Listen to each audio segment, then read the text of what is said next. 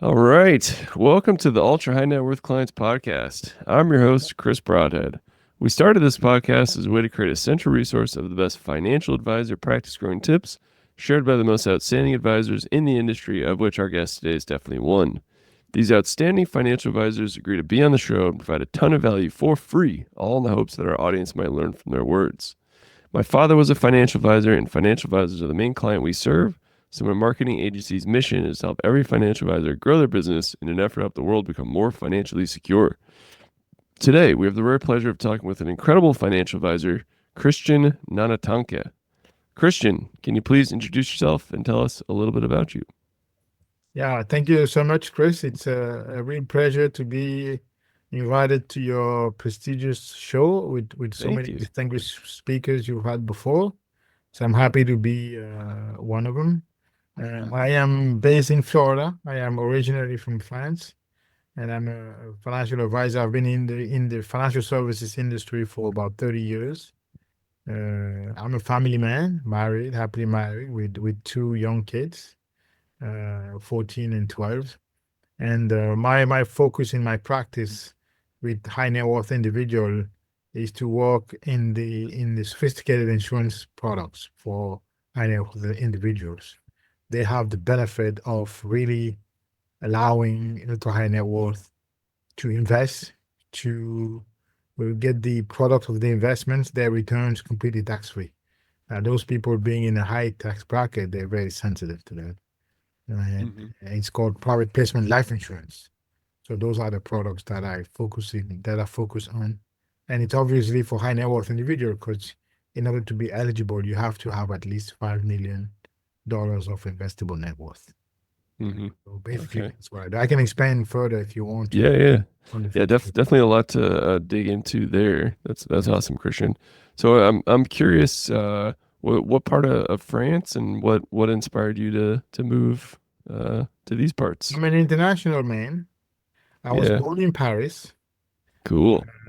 I was born and raised in Paris. Mm-hmm. I did part of my high school in Africa because my parents are originally from Cameroon. It's a country in Central Africa. But Mm-hmm. I did most I finished high school in France, did university there, graduated from a first class university there, and then I worked for various companies. I started in finance in New York. Right after finance, I'm a native French speaker. So I went to Harvard University first to polish my communication skills in English. So I attended the summer program in 1992. And right Mm-hmm. after the program, I jumped into Wall Street job, doing, leverage finance investing first, then completing my CFA, then becoming an equity analyst. So that's when got my first equity analyst buy side job in Florida about 30 years ago. So that's how I ended up I stayed in Florida in that position for a few years, about 4 or 5 years. Then I went back to France because my mother was suffering from terminal cancer. So I wanted to spend the Uh, last few months with her. So she was supposed to I'm stay sorry for 2 years, this. yeah, Yeah. but she stayed a year and a half. And I really enjoyed those last moments. They're very difficult, but they leave lasting memories. At least we spent the last time together. So, Mm-hmm. and then she was fighting it so hard that I ended up starting an analyst business in France because initially I was to be there for 2 months. That's what the doctor had said. And then she lasted 18 months. So as the time was going on, I said, okay, I got to do something because mom is doing well. So, I mean, quote unquote, doing well with terminal cancer. So Mm-hmm. yeah, I started an independent equity analyst business. So I've been in finance for 20 years. Then I got married. And then my kids started growing. And then I put my kids into golf. So my son became one of the best junior golfers in country. He won world championships. He Oh my goodness. decided to move back to Florida, the mecca of golf, so to develop his skills. That's why I ended up here in Palm Beach Garden, PGA National, and Mm-hmm. and to give him all the infrastructure to develop himself. And then now I live in Palm Beach Garden, Florida, and then I started this wealth management business, working with the best insurance providers in the field, all the big names. I work with all of them, Mm-hmm. to provide the best service for my high net worth clients. Mm-hmm. Wow. Can so does your son does he go easy on you on the links? It's tough because I'm not sure I would have started it if I knew it was going to be this difficult. Because Yeah. to have a high level athlete fighting is very, very demanding. It's almost Yeah. a full time job. You have to manage the coaches. He has four, five coaches. You have to Wow. manage, it's a business. You have to manage the coaches. You have to, look for the financing. You have to look for the scheduling, do the traveling, attend tournaments, prepare him mentally, physically, and technically, and then follow up. And then it's a full time job. So it's very demanding. So I happen to develop my business concurrently with this, and to be honest, I don't know how I'll find the time. But that's the only two things I do. I don't have time to do anything else. Well, that's amazing. You get to, spend time with your son and help him chase his dreams and all that good stuff. It's incredible. He's doing well. If he didn't have the result, I'm not sure I would have continued. But he's performing, winning big tournaments, and Hmm. attending the most prestigious programs. So that's rewarding. At least the effort is paying off. So hopefully, Yeah. he So is he deserves to be just given an opportunity. yeah. So is he just obsessed with golf? Just can't get enough? Yeah, I mean, he loves it, and then he's doing it so well. So Yeah. he practices a lot. So him and Yeah. his brother is very good too. So Yeah. Wow. That's really exciting. Cool. So, what's I like to start kind of at the beginning. What in interest you? What inspired you to pursue a career in finance? my career in finance, it started from family because I grew up. My dad was a CPA. He was the first chief financial officer of a major company in my home country in Africa. Hmm. So I grew up hearing finances, financial statements discussion at home. I heard my dad talking about it all the time, talking to us. So we were very sensitive to finance. And then when I got my education, I went to the best French school in finance as well. I graduated from there in finance. So I got my undergrad degree in finance. And when I came to the US, the first job I got was with the French bank BNP as a leverage analyst. So I was analyzing companies that were asking the bank for loans to do leverage buyouts. That's why I started. And then I completed that with my CFA degrees, and then I was in finance all along. And then when I came to Florida, I started as an independent. I was a certain age, so I wasn't in the beginning of career. It's like a new career starting here. And then with the population here being a lot of high net worth individual, a lot of money management businesses, a lot of hedge fund businesses, and the real need that I found by talking to people and different industry actors was this private placement life insurance business because very few people, almost nobody does it, but and there's a real need there for people to secure generational wealth transfer in a very variable, very tax favorable environment. So that's Hmm. why I specialize in. Most people in the industry they don't focus on that because they make enough money managing money for people. My colleagues they make a lot of money just managing brokerage accounts for clients. So, and they don't have to worry about insurances. And it takes different licensing to be able to do that. So most companies don't want to, they don't want to deal with the conflict of interests of managing money and selling products. Hmm. Got it. Got it. So how did you um decide on this like specializing in this product?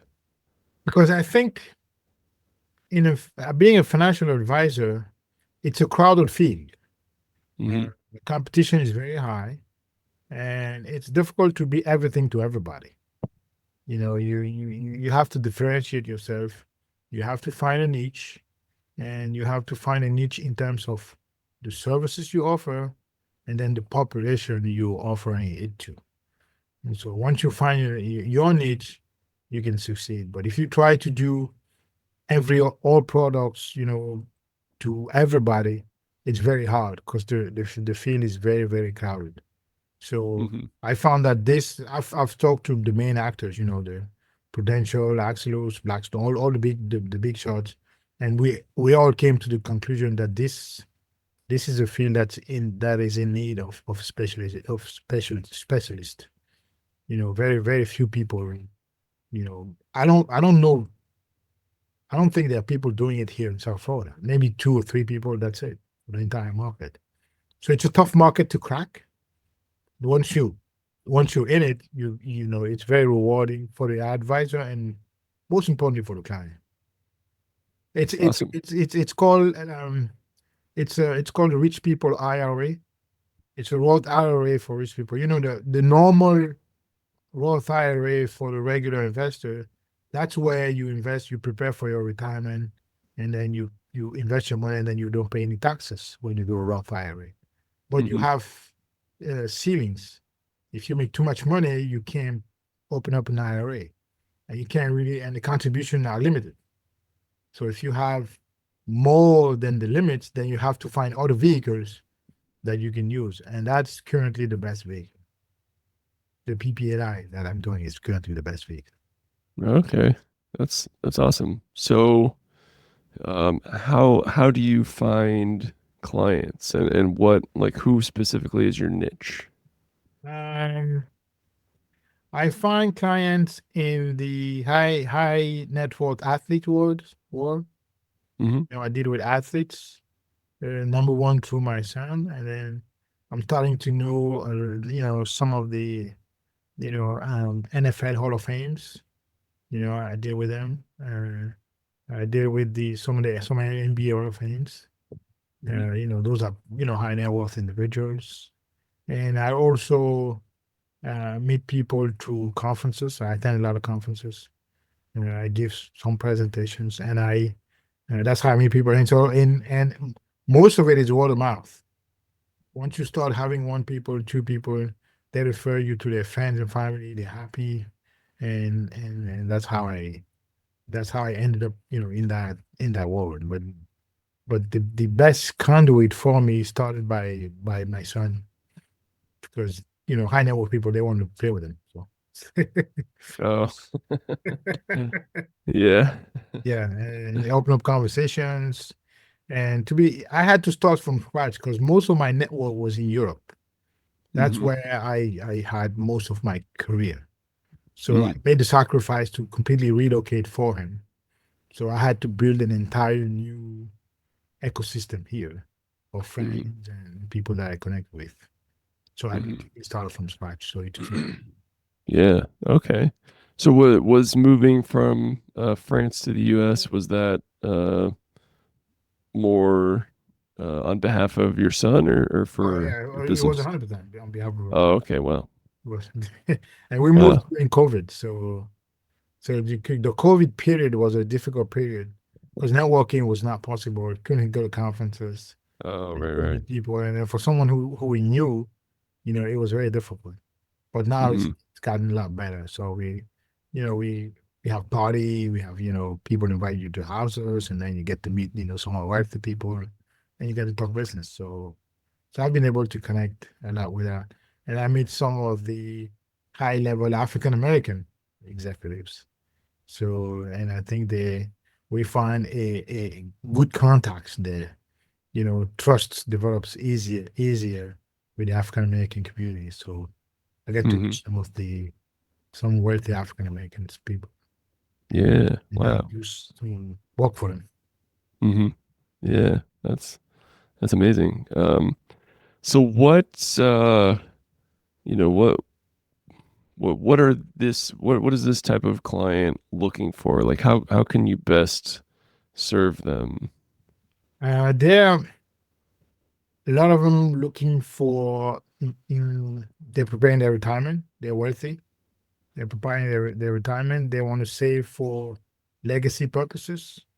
They Mm-hmm. also want to invest in an environment where it makes it easier for their philanthropic endeavors, and that's a perfect vehicle for that. So when they use some annuities out there, they are able to donate to charities for free, tax free. I mean, completely tax free. So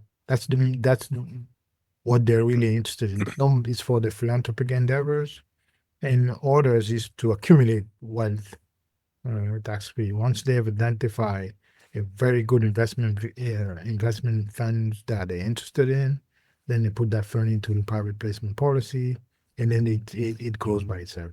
So this is really for a lot for saving purposes, because a lot of the money that's investing that is invested in this product, it's sticky money, it sticks there. So it's money Mm-hmm. that they don't need for their day-to-day life. So they just put it there and then they see it grow. They let it grow, for 10, 20, 30 years. It's not meant for withdrawal and back and forth. No. It's meant to, set it and forget it. Mm-hmm. Got it. Got it. Yeah. Could you explain a little more how the product works, how the vehicle works? The vehicle is a permanent life insurance policy. It's Mm-hmm. basically a life insurance policy. You pay the premium in the beginning. The minimum premium is $1 million, but you can put in 3, 4, 5, 10, 20, depending on your circumstances. And once it's in the product, once you've paid the premium, you pick how the premium is invested in some of the funds that are offered by the insurance carrier. The insurance carrier has a platform and with all hundreds of funds, and a lot of them deliver very good performances. So you get to pick the funds. Now the difference between the retail, the regular retail products is that here you have very low fees. You don't have any surrender charge. That means if they want to withdraw the money, they can withdraw and without being penalized. So liquidity is not an issue, and they have the freedom to invest. Now, when you invest more than 5 million, you can designate a professional investment advisor to manage your money.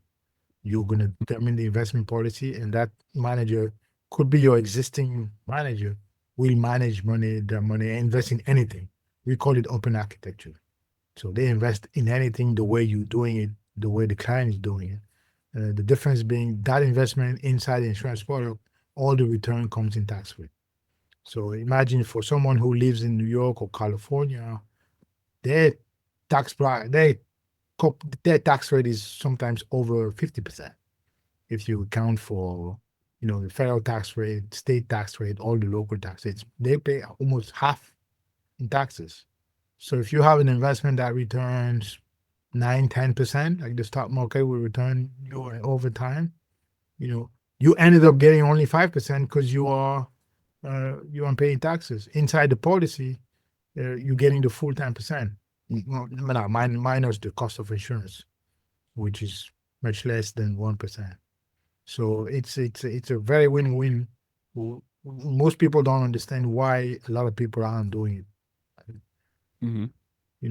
That's the main difference. If you compound that 5% tax earnings basically that you're getting over time, it can be quite significant. Mm-hmm. Yeah. Yeah. It'll double your compounding. Oh yeah, it doubles your compounding, and compounding is already very powerful. Yeah. And it's money that you have available. You can withdraw it. You can withdraw it completely tax free. So Mm-hmm. actually, Wow. you withdraw up to your base tax rate. Yeah, I don't want to get too technical. And for your earnings, you borrow against the policy. That's Mm-hmm. how the money comes out tax free. Okay. Wow. Yeah, that sounds very very beneficial for Yeah, the and it's folks that. usually it's a lot of time used to prepare uh, people for the estate taxes. Uh, Mm-hmm. the death benefit, which will grow over time with the cash value. The death benefit is used to pay the estate tax when the owner dies. So, Mm-hmm. and it's very valuable for people who have illiquid investments. They have tons Mm-hmm. of real estate. That way the family avoids to sell illiquid asset in a rush below value because they have an incoming tax bill and a deadline to meet in paying that tax bill. So Mm-hmm. they get insurance proceed almost right away, and then it's cash ready to pay the estate taxes. A lot of people use it for that purpose. Okay. Wow. So it actually helps reduce taxes, um, during when it's going to the next of kin as well. Well, when it's going to the next generation, usually those policies are set inside what we call ILIT, irrevocable life insurance trust. So they Mm-hmm. get out of someone's estates, and they grow inside of a trust. And Mm-hmm. the beneficiary of the trust are the one who are going to need to pay the estate taxes in the future. Mm. Okay. And then you mentioned you can put illiquid assets inside of the vehicle as well. So you put real estate or Uh, alternative investments. yeah, Did you can you say put that? some, but it's delicate because the policy has to have enough liquidity to pay the insurance charges Mm-hmm. because Got it's a it. life insurance policy at the end. So Yeah, depending yeah. on your health and your age, you're going to pay more or less insurance charges to account for the death benefit that your beneficiary is going to get when you pass. So it's a service that you have to pay the insurance company for, and that has to be Mm-hmm. paid cash. Mm-hmm.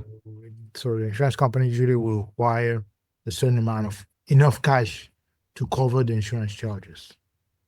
And those Got are it. the assets you got to be very careful when you put illiquid assets out there. Is the owner of the policy can't have any link to that asset. It can be an old asset that you've owned before, uh, because you're not supposed to manage directly the assets that are inside the policy. It's called investor control rule. So Mm-hmm. the money has to be turned over to another manager that's going to manage those assets without any direction other than investment policy statement from the policy owner. So Mm-hmm. policy owner can be there directing, put that building, put that asset. It can't be doing that. So you Mm-hmm. have to stay broad because technically the assets, once you buy the policy, they belong to the insurance company. They don't belong to you. So you can't behave like you owning those assets. Mm-hmm. Okay. So do you work with another investment manager to choose the investments? When it depends on the client. Mm-hmm. When the client picks funds that are on the carrier platform, we don't work with any other manager. So I do the work for with them. Oh, okay. And you can have more than enough on the carrier platform, way more than. Mm-hmm. Now, if you're more sophisticated and you have more stringent requirements in terms of the investment policy you want to be followed, I'm talking about the client, or you already have an existing relationship with the manager that you want to keep, yeah, then we can work with him. Then I would stick to the role as the insurance agent, managing the policy, the insurance policy, the claims, anything related to the underwriting of the policy, and then the client manager will manage the assets inside the policy. Will be appointed by the insurance company to manage the assets. Mm-hmm. That's possible. Now it can be the client choice. I can recommend it to the client. Or I can recommend a manager to the client. And I have strong relationship with very, very, big managers around here. So we can work Mm-hmm. we can work in tandem, yes. Mm-hmm. Awesome. Awesome. So when you meet these high net worth, ultra high net worth, sounds like predominantly athletes, um, are they looking for something like this? Are they aware of this, or No, do you they're kind not of aware of it. blow their Nobody's minds? aware of it. No, they're not. My job, 90% of my job is education. Yeah. It's education. You have to educate them, and you have to reach a degree of trust with them. You know, Mm-hmm. the selling cycle for this product is very, very long. It can take a year, if not more, between the time you meet the client, the time you educate the client, and the time he understands, feels comfortable, and pulls the trigger. can be a year or more. So, and within that time, there are countless, discussion because it's a big move for anybody. It goes to the heart of their net worth, their assets. So it's not something, and it touches on very, very sensitive issues. Families, legacy, trust, generations. So they never make that decision lightly or in the spur of the moment. No, haven't gotten seen a case that's gone very fast. No, Hmm. it's a patience job. You have to be very patient. Yeah. Yeah. Got it. But once you're Got it. patient, once I've developed those relationships, I found them to be very, very strong. And then you become friends with your client. I become friends with a few of my clients. So Hmm. it takes that level of connections in order to do this business. Hmm. Yeah. Awesome. Yeah, that's really cool. That's a very interesting Yeah. niche to focus on. I'm a huge sports fan, so Oh, you are? yeah, yeah, yeah. Yeah, it's Mostly very long. It takes NFL. time. Yeah, yeah. Yeah. What sport do you like? American football, Oh, NFL. yeah. So Yeah. who you think is gonna win the Super Bowl? I mean, the Chiefs. I don't want them to, but I think they will. I mean, Eagles, they're pretty strong, man. They won their conference final very by a wide margin. I mean, Yeah. No, I think the Eagles are really good. I don't know. Just seems like the fix is in. you think that the Chiefs are gonna win 3 times in a row? I do. Yeah. Yep. Okay, we'll see. But they're Yeah. really strong, though. They're really the Chiefs. It's not like they can. It looks like they can score a touchdown anytime they want. Yeah. Yeah. They kind of like slept through the regular season and just like wake up for the playoffs. Yeah, exactly. It's mentally strong team. Very, very mentally. Yeah. Yeah. Um, do you work with any NFL players or ex players? Yeah, I started to. Yes, Oh, yes. cool. We Nice. met on the golf course. Yeah. Yeah, that competitive spirit doesn't stop, Yeah, after their career ends, right? They exactly. That's after carrying. Yeah. Nice. So Yeah. your son just schools them and then you're like, "Hey." No, they actually came to me. They actually came to me. They had heard about him and they wanted to play with him. Oh, Yeah, really? I had a home course. So yeah, I got organized a few rounds. They played with him. They loved it. And then we got started get to know each other. And then they Wow. asked me what I was Okay. doing, and I explained to them, and then they got interested. Yeah, that's amazing. What's your son's name? Ryan, Ryan. Ryan. Ryan, yes, yes, Ryan Nanatanke or what? yes, yes, Oh, yes. cool. Nice. Usually, when you Google Nana Tanke, my company doesn't come first. He comes first. Well, that's exciting, man. Is how old's Tiger Woods' son? Is he around the same age as your son?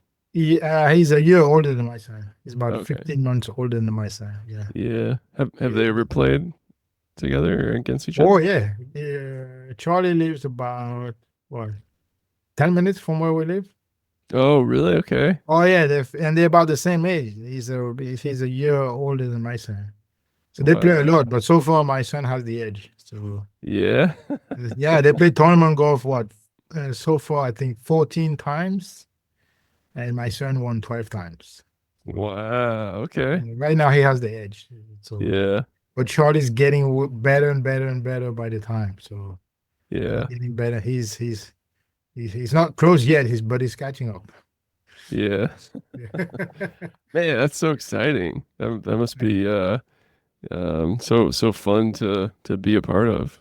Yeah, it's so fun, and he gave us the chance to when they play tournaments. We met Tiger many times. He's very nice for him. Mm-hmm. We met him a few times at tournaments when both of our kids were playing, and he's Mm-hmm. always been very nice. So we really appreciate Yeah. it. Yeah. Yeah, he's awesome, man. I feel like golf's better when he's playing at his best. Exactly. So I think Yeah. we want to see him win majors again. I mean, Yeah. it changes the dynamic, but it looks like it may not happen. But he's trying. He's trying. I think he should. Yeah.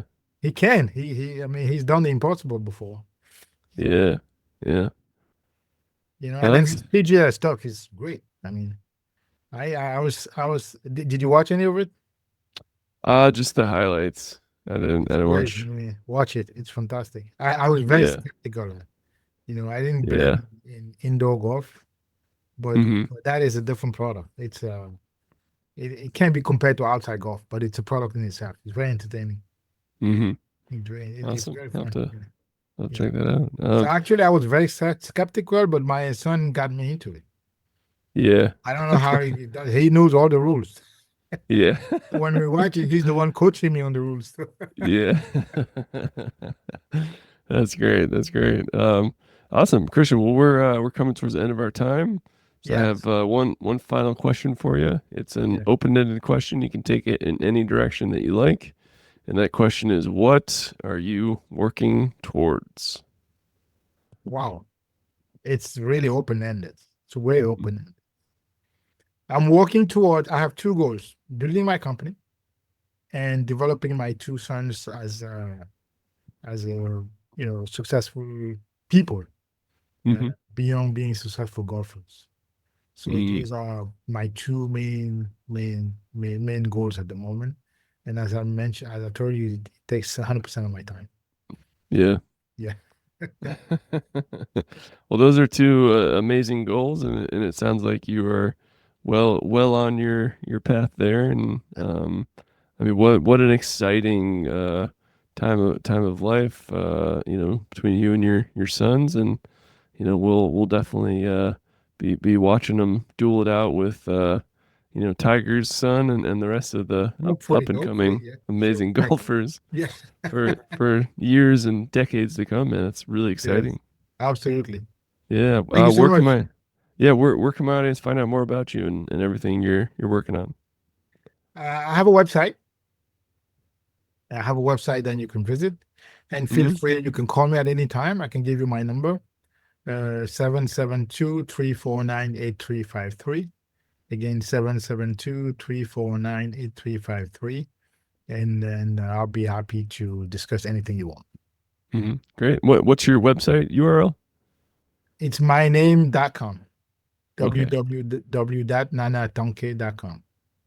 got it. And we'll link all And of I have those in also the a show LinkedIn notes. profile that you can Mm-hmm. find. You can find a link to my LinkedIn profile on my website.